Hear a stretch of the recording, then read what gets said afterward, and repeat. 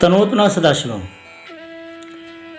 भारतीय संस्कृति में भगवान बुद्ध को नास्तिक कहकर नकार दिया गया, पर भगवान बुद्ध नास्तिक क्यों थे ये कितने लोग जानते हैं, ये बड़ा प्रश्न है। तो एक जो सामान्य सा विचार है कि भाई भगवान बुद्ध ने वेदों का खंडन किया, भगवान बुद्ध ने आत्मा का खंडन किया, भगवान बुद्ध ने ईश्वर का खंडन किया, भगवान बुद्ध ने यज्ञों का खंडन किया। कहाँ तक कहें, भगवान बुद्ध ने संपूर्ण वैद की संस्कृति का खंडन किया, इसलिए भगवान बुद्ध नास्तिक है। अब ये प्रलाप बिना ये ख्याल किए कि कभी तो इस बात पर चिंतन होगा, कभी तो पाली साहित्य प्रकाश में आएगा, भगवान बुद्ध पर यह टैग लगा दिया गया।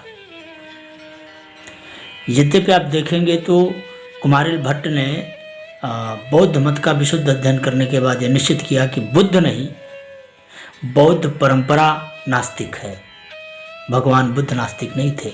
लेकिन ये बात बहुत कम लोगों को पता चली, क्योंकि उस स्तर के ग्रंथों का अध्ययन प्रायः समाज में नहीं होता। अरे भाई, जब भागवत का अध्ययन लोग नहीं करते अपने स्तर पर, तो फिर तंत्र वार्तिक जैसे ग्रंथों का अध्ययन करने की तो बात ही क्या है। तो खैर, बहुत सारी बातों पर हम विचार न करके पहली बात तो ये जान लें कि जो एक सीधी सादी बात है, जैसे मनुस्मृति में एक श्लोक आया, नास्तिको वेद निंदका, जो वेद की निंदा करे वो नास्तिक, और जो वेद को प्रमाण रूप में स्वीकार करे वो आस्तिक। यही नास्तिकता का मापदंड है। अच्छा, पर यही मापदंड नहीं है। नास्तिकता के मापदंड वो तीनों ही हैं: वेद का खंडन करना, आत्मा को स्वीकार ना करना और ईश्वर की सत्ता को ना मानना, यज्ञों का खंडन करना। तो ये चार बिंदु ही हैं जो आस्तिकता और नास्तिकता का निर्धारण करते हैं। तो पहली बात तो ये समझ लीजिए कि वेद के अंतर्गत क्या क्या आता है। वेदों के अंतर्गत सिर्फ ऋग्वेद, शुक्लवेद, यजुर्वेद, अथर्ववेद की संहिताएं ही नहीं आती।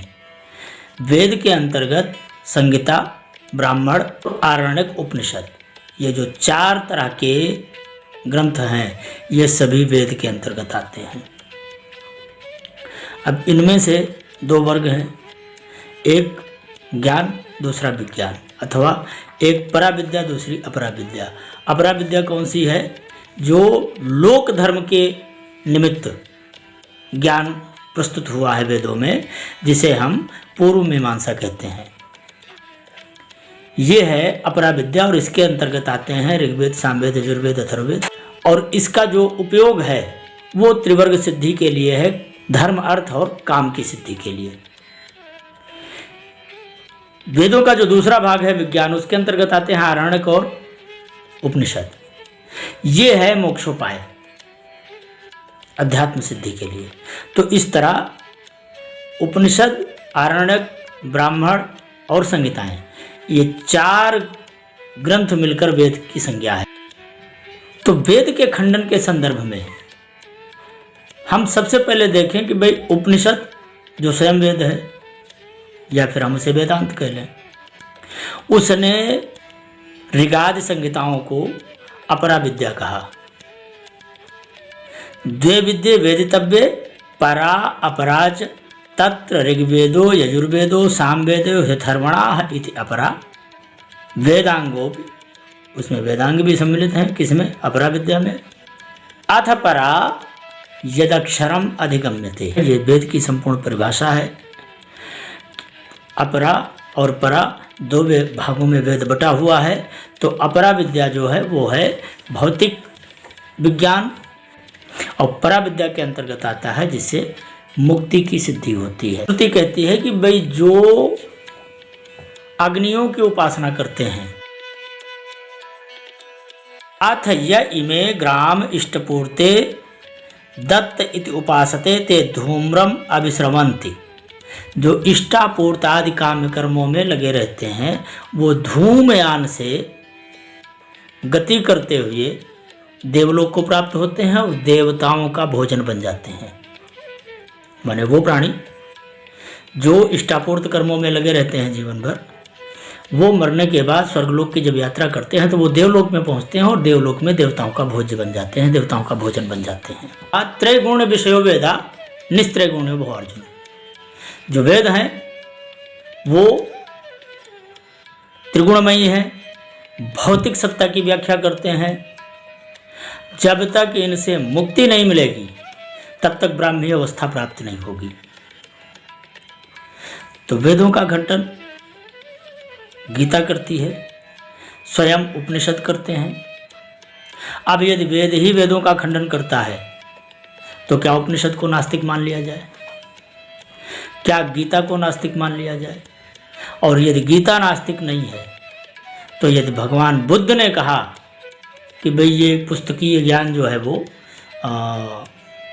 जीवन का परम पुरुषार्थ नहीं है, तो इस बात के लिए भगवान बुद्ध पर वेदों के खंडन का आरोप क्यों? या तो कृष्ण पर भी लगना चाहिए या तो फिर उपनिषदों पर भी वेदों के खंडन का आरोप लगना चाहिए, तो फिर भगवान बुद्ध पर भी लगे। भगवान बुद्ध संन्यास धर्मा है। तो भगवान बुद्ध के संदर्भ में आपको हमेशा याद रखना पड़ेगा कि भाई उन्होंने सिर्फ जीवन मुक्ति के संदर्भ में ही कोई बात कही। उनके जीवन का जो सारा लक्ष्य है वो जीवन मुक्ति के संदर्भ में है, और वेदों का जो पूर्वांग है जिसे हम पूर्व मीमांसा कहते हैं उसका उद्देश्य सिर्फ स्वर्ग की प्राप्ति तक है, और जो किए गए पुण्य हैं वो क्षीण हो जाएंगे तो पुनः जीवलोक में आना पड़ेगा। क्षीणे पुण्य मर्त्यलोकम विशन्ति। इसलिए जितनी भी अध्यात्म विद्या है वो त्रैगुणी वेद विद्या को अयोग्य मानती है, अकृत्य मानती है। जब तक इस त्रैगुणी वेद विद्या से मुक्ति नहीं होगी तब तक जीवन को दुखों से भी मुक्ति नहीं मिलेगी। ऐसी गीता भी कहती है, ऐसा ही उपनिषद भी कहते हैं, और यही भगवान बुद्ध ने कहा है। तो फिर भगवान बुद्ध वेदों के खंडक क्यों? तो भगवान बुद्ध ने ऐसी कौन सी नई बात कह दी है जो पहले से वैदिक साहित्य का हिस्सा नहीं थी और भगवान बुद्ध ने कोई नई खोज कर दी? सिर्फ इतनी सी बात। उन्होंने कहा कि भाई आत्मा विमर्श का विषय नहीं है, इसलिए आत्मा है कि नहीं है ये फालतू की बात है, ये अव्याकृत विषय है, इसके चक्कर में मत पड़ो, अपना काम करो। यदि कुछ करना चाहते हो तो स्वयं करके देखो कि आत्मा है कि नहीं है। ये प्रवचन से प्राप्त नहीं होती, इसलिए आत्मा पर प्रवचन नहीं करना। अब इसे कह दिया गया कि भगवान बुद्ध ने आत्मा का खंडन किया। अरे भाई यही बात तो मुंडक कहता है, नायम आत्मा प्रवचनेन लभ्यो न मेधया न बहुना श्रुतेन यमे वैश वृणते तेन लभ्या तस्यैव आत्मा विप्रणते तनुस्वाम। ये श्रुति मुंडक में और कठोपनिषद में सेम एक ही जैसी आई है कि भाई ये आत्मा प्रवचन के द्वारा प्राप्त नहीं हो सकती। ये आत्मा बहुत कुछ पढ़ लेने से, उपनिषदों का पारायण कर लेने से, धर्मशास्त्रों का पारायण कर लेने से, ब्रह्मसूत्रों को रट लेने से आत्मा की प्राप्ति नहीं हो जाती। तो बोले आत्मा फिर मिलेगी कैसे? बोले जो आत्मा की प्राप्ति करना चाहता है वो आत्मा को बस प्राप्त करता है। तो आत्मा को प्राप्त कैसे किया जाता है? तो आत्मा को प्राप्त किया जाता है मनोसंयम करके। हम भगवान बुद्ध ने कहा मनोपूर्वंगमा धर्मा मनोश्रेष्ठा मनोमया मनसा च प्रदुष्टेन भाषते वा करोति वा तत एनम दुख मनवेत चक्रम इव बहतो पदम। मन ही सभी धर्मों का अनुगामी है, मन ही सभी धर्मों का मूल कारण है। मन के द्वारा चिंतित विषयों की पूर्ति के हेतु किए गए जितने भी कर्म हैं वही ग्रंथियां बन जाते हैं, और प्राणी जो है जैसे बैलों के पीछे पीछे गाड़ी की तरह प्राणी जन्म मरण के चक्कर में इस मन के द्वारा चिंतित कर्मों के कारण भटकता रहता है। भगवान बुद्ध ने कहा कि भाई मन ही मूल है, मन ही विषयों का अधिष्ठान है। इस मन का सर्वविध संयम करेंगे तो आत्मा को की व्याख्या करने की जरूरत नहीं, आत्मा व्याख्या से मिलेगी ही नहीं। अब मुझे ये बताइए कि भाई जो उपनिषद ने कहा नायम आत्मा प्रवचने न लभ्या, तो जो आत्मा पर सुबह से लेकर शाम तक बड़े बड़े सत्र चलाते हैं ये नास्तिक हैं, क्योंकि ये उपनिषद की बात का खंडन करते हैं। तो नास्तिक वो हैं जो आत्मा पर सुबह से शाम तक आत्मा के सिद्धिकरण में लगे रहते हैं, या भगवान बुद्ध नास्तिक हैं जिन्होंने कह दिया कि भाई आत्मा पर विचार करना व्यर्थ है। वेद का खंडन कौन कर रहा है? ऐसे वेदांती लोग जो ब्रह्म को सिद्ध करते हैं, अवांग मनसो गोचर भी कहते हैं, और उसके बाद ब्रह्म पर ही सुबह से लेकर शाम तक भाषण भी फैलते रहते हैं। ये नास्तिक हैं, या भगवान बुद्ध नास्तिक है जिन्होंने कहा कि भाई ब्रह्म और आत्मा और ईश्वर ये विमर्श का विषय नहीं है, इसलिए इन पर विमर्श करना उनका दूसरे की गायों को गिनने के बराबर है। तो भगवान बुद्ध नास्तिक हैं या ये वेदांती लोग नास्तिक हैं, ये आप पर छोड़ता हूँ। ये तो बात होगी आत्मा के संदर्भ में। अब हम बात करते हैं ईश्वर के संदर्भ में। भाई भगवान बुद्ध ने ईश्वर को नहीं माना। भगवान बुद्ध ने कहा कि ये लोक परलोक, ये दुनिया भर की जो बातें हैं सब अव्याकृत हैं, इन पर विचार करने व्यर्थ है, बातें खत्म हो गई। वो मानते हैं कि नहीं मानते हैं, प्रश्न खत्म। और उनका ये सब बेवकूफ़ी की बातें हैं। करना क्या है? एक ही लक्ष्य है इस जगत में, चाहे जितने तुम सत्कर्म कर डालो, परिणाम एक ही होगा, या तो स्वर्ग या नरक, और उन दोनों में से ही वापस फिर यहीं आना पड़ेगा। भगवान बुद्ध का लक्ष्य ही है पुनर्जन्म से मुक्ति। संन्यास का लक्ष्य ही है ब्रह्म भाव की प्राप्ति, ब्रह्म में आत्म का स्थापित कर लेना, लौट करना आना पड़े। मोक्ष तो यही है। और इस मोक्ष के लिए कर्मों से पूरी तरह मुक्ति चाहिए। यदि मरते समय वासना रह गई, मन की अवस्था रह गई, यदि मन का पूरी तरह बाध ना हो गया तो मुक्ति संभव नहीं है। अब ईश्वर के संदर्भ में जब नंद बाबा ये इंद्र के यज्ञ की तैयारी करने लगे तो कृष्ण ने पूछा कि भाई ये किस महोत्सव की तैयारी हो रही है? तो नंद बाबा ने कहा कि ये तो इंद्र के यज्ञ की तैयारी है। तो कृष्ण ने पूछा कि इंद्र कौन है? बोले वर्षा का देवता है। बोले उसके लिए यज्ञ क्यों करना? बोले वो पानी बरसाता है, खेती होती है, हमारी गायें चरती हैं। तो कृष्ण ने कहा कि भाई जो इंद्र जल बरसाता है वो क्यों बरसाता है? तो नंद बाबा ने कहा कि भाई वो उसकी जिम्मेदारी है। बोले जब उसकी जिम्मेदारी है तो हम उसे यज्ञ के माध्यम से दुनिया भर का पूजन पाठ करके और उसको बलि क्यों दें? ये तो उसका अपना कर्म है। तो जो कर्म नहीं करेगा तो जिसने भी उसको कर्म के लिए नियुक्त किया हो वो उसे दंड देगा। हम उसको पूजा पाठ करके खुश करने का प्रयास क्यों करें? तो इंद्र का यज्ञ नहीं होगा। तो नंद ने कहा कि इंद्र को ईश्वर प्रेरित करता है, इंद्र ईश्वर के शासन में है। तो कृष्ण ने कहा कि होगा ईश्वर। कहा कि कर्मणा जायते जंतु कर्मणा विलीयते। सभी प्राणी अपने कर्मों के कारण ही उत्पन्न होते हैं और मरते हैं। सभी प्राणी अपने कर्मों के आधार पर ही सुख दुख कल्याण अकल्याण ये जितने भी जीवन की अवस्थाएं हैं वो कर्म पर आधारित हैं। हम कर्म करेंगे तो उसका फल मिलेगा, हम कर्म नहीं करेंगे उसका फल नहीं मिलेगा। तो यदि ईश्वर है भी तो चूंकि वो हमारे कर्म करने के विपरीत तो फल दे ही नहीं सकता। यदि वो हो भी फल देने वाला तो वो क्या फल देगा? जो काम हम करेंगे ही नहीं वो फल वो कहाँ से देगा? यदि मैं अच्छा कर रहा हूँ तो वो मुझे बुरा फल नहीं दे सकता, यदि मैं बुरा कर रहा हूँ तो वो मुझे अच्छा फल नहीं दे सकता। दोनों ही अवस्थाओं में ईश्वर होता हुआ भी मिथ्या है। तो ऐसी मिथ्या सत्ता के प्रति भय क्यों, राग क्यों? इसलिए ईश्वर हो ना हो कोई फर्क नहीं पड़ता। तो भगवान कृष्ण कहते हैं कि ईश्वर के होने और ना होने से कोई फर्क नहीं पड़ता। भगवान बुद्ध कहते हैं कि ईश्वर विमर्श का विषय ही नहीं है। भगवान बुद्ध नास्तिक हैं या कृष्ण नास्तिक हैं? यदि ना कृष्ण नास्तिक हैं तो फिर बुद्ध नास्तिक हैं, और यदि कृष्ण नास्तिक नहीं है तो बुद्ध भी नास्तिक नहीं है। सांख्य शास्त्र तो है ही नहीं ईश्वरवादी, मीमांसा शास्त्र तो है ही नहीं ईश्वरवादी। मीमांसा कहते हैं जैसा कर्म करोगे वैसा फल मिलेगा। तो फिर ईश्वर हो ना हो क्या फर्क पड़ता है? तो भगवान बुद्ध पर अनिश्वरवादी होने के नाते नास्तिक होने का आरोप लगाना तर्कसंगत नहीं है। यज्ञों के खंडन की जो बात है कि भाई भगवान बुद्ध ने यज्ञों का खंडन किया, तो भगवान ने यज्ञों का खंडन किया ही नहीं।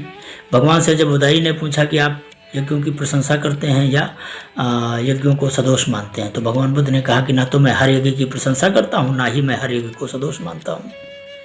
मैं ऐसे किसी भी यज्ञ को दोषयुक्त मानता हूँ जिसमें बलि हिंसा होती हो, जिसमें पशुओं की बलि दी जाती हो, जिसमें जीव हिंसा होती हो, ऐसा कोई भी यज्ञ करणीय नहीं है। और ऐसा प्रत्येक यज्ञ जिसमें अन्न घी गुड़ इत्यादि का प्रयोग किया गया हो हवि में, ऐसा यज्ञ मेरी दृष्टि में ठीक है। कूटदंत सूक्त में उन्होंने स्वर्णदंत ब्राह्मण को यज्ञ करने का उपदेश किया, लेकिन उन्होंने कहा कि भाई यज्ञ ऐसा होना चाहिए जिसमें पशुओं की हिंसा ना हो। यह भगवान बुद्ध का मंतव्य है यज्ञ के संदर्भ में। तो यज्ञ के संदर्भ में पुराण क्या कहते हैं हमारा सनातन साहित्य क्या कहता है, तो विष्णु सिद्धांत ने कहा कि भाई महारुद्रेत रुद्रश्च लक्ष होमस्ततः परम कोटि होमस्ततः पश्चात विष्णु यागः प्रशस्यते एते पंचमहायज्ञाः कलौ कार्याद्विजातिभिः अन्य हिंसात्मका यज्ञाः कलौ सर्वे विवर्जिता। महारुद्र, रुद्रयाग, विष्णुयाग, लक्षयाग, शतलक्षयाग, इस तरह के सभी याग जो हैं वो कलयुग में द्विजों के द्वारा प्रशस्त हैं। कोई भी जो अन्य हिंसात्मक यज्ञ हैं, तो अन्य हिंसात्मक यज्ञ का अर्थ है कि कुछ ऐसे यज्ञ भी हैं जो हिंसा प्रधान हैं। जब कोई ये कहता है कि नहीं वेदों में हिंसा कहीं ही नहीं गई, अरे भाई कहीं नहीं गई तो विष्णु सिद्धांत ने कैसे कहा कि अन्य हिंसात्मक यज्ञ? इसका मतलब हिंसा वाले यज्ञ हैं, जितने भी श्रौत यज्ञ हैं वो बिना बलि के पूरे नहीं हो सकते। तो श्रौत यज्ञों का प्रतिवाद पुराणों ने पहले ही कहा है कि भाई कलयुग में श्रौत यज्ञ नहीं होंगे। अब अगर भगवान बुद्ध को अपने समय में हिंसा का खंडन करना पड़ा तो इसका एक तो मतलब है कि भगवान बुद्ध के काल तक, माने कलयुग की प्रवृत्ति के 3000 वर्षों बाद तक श्रौत यज्ञ हो रहे थे, जबकि पुराणों ने पहले मना कर दिया था कि कलयुग में श्रौत यज्ञ नहीं होंगे। तो जो श्रौत यज्ञ कर रहे थे वो नास्तिक थे या फिर भगवान बुद्ध नास्तिक थे? जो ईश्वर की बात को ना माने, जो वेद की सिद्धांत को ना माने, जो पौराणिक सिद्धांत को ना स्वीकार करे वो नास्तिक, या जो पुराणों का अनुमोदन करे वो नास्तिक। भगवान बुद्ध ने यज्ञों में बलि की निंदा की। निंदस यज्ञ विधेरा आहश्रुति जातम सदय हृदय निर्दय पशुघातम केशव धृत बुद्ध शरीरा। जय जगदीश। तो आत्मा के खंडन का आरोप यदि बुद्ध पर है तो उपनिषदों पर है। कर्मकांड के खंडन का आरोप यदि बुद्ध पर है तो उपनिषदों पर है। यज्ञों के खंडन का आरोप यदि बुद्ध पर है तो पुराणों पर है। तो पहले उपनिषद नास्तिक होंगे, पहले पुराण नास्तिक ठहराए जाएंगे, पहले कृष्ण नास्तिक ठहराए जाएंगे, तब बुद्ध को आप नास्तिक ठहरा सकते हैं। नहीं तो कोई कारण नहीं है कि आप बुद्ध को नास्तिक ठहराएं। इसलिए नास्तिकता की परिभाषा की पुनर्व्याख्या की जरूरत है, पुनर्परिभाषित करने की जरूरत है। और दरअसल जो बुद्ध को नास्तिक कहते हैं वो दरअसल भगवान विष्णु के अवतार से कन्नी काट रहे हैं। ऐसे लोग विद्वान हो सकते हैं, ज्ञानवान हो सकते हैं, तर्कवादी हो सकते हैं, वैष्णव नहीं हो सकते। अब ये तर्क देना भगवान बुद्ध अवतार नहीं है, इस पर तो हम अगला वीडियो प्रस्तुत करेंगे। लेकिन जहाँ तक बात है भगवान को नास्तिक कहकर बार बार भगवान बुद्ध को सनातन धर्म से बाह्य करने की कोशिश की, ये अधर्म है, पूरी तरह नास्तिकता है। भगवान बुद्ध को नास्तिक कहने वाला व्यक्ति पहले स्वयं नास्तिक है, इसीलिए वो भगवान बुद्ध को नास्तिक ठहराता है, क्योंकि वो भगवान बुद्ध की तरह संन्यास धर्म का पालन कर ही नहीं सकता। कोई भोगी व्यक्ति संन्यास लेकर बैठ गया है और वो बहुत बड़ी संपत्ति का मालिक है तो उसके लिए तो बुद्ध समस्या ही है। भगवान बुद्ध ने मनुस्मृति के संन्यास धर्म का पूरा पालन किया। भगवान बुद्ध के जीवन में ऐसी एक भी घटना नहीं है जो वेद की सीमा रेखा से बाहर हो। इस संदर्भ में भगवान बुद्ध के संन्यास प्रकरण पर हम अगला वीडियो बनाएंगे। तनोतना सदा।